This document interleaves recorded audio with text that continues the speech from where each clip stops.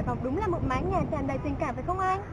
Không những thế, Yêu Hải Phòng đã kết nối được những tâm hồn lại với nhau. Những người bạn yêu Hải Phòng luôn giúp đỡ nhau trong cuộc sống, cũng như đem lại niềm vui cho bao người khác nữa.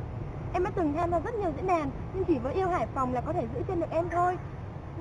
Nhất là những buổi offline em biết không? Em cảm thấy đó là những buổi họp mặt thật là ý nghĩa, cực kỳ sôi động mà lại ấm áp tình bạn bè.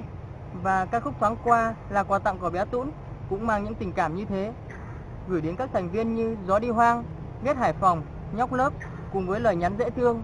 Em cảm ơn anh chị nhiều, cảm ơn những người đầu tiên đã mang lại cho em niềm tin, hy vọng và nụ cười trong những lúc em buồn khổ nhất.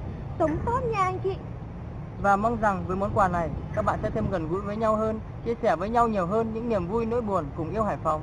Cảm ơn bé Dũng nghe, cảm ơn vì em đã tham gia diễn đàn với tất cả tình cảm sôi động nhất. Các bạn ơi, chúng ta hãy cùng đến với ca khúc Thoáng Qua với sự thể hiện của một trong những thành viên của nhóm Em for you.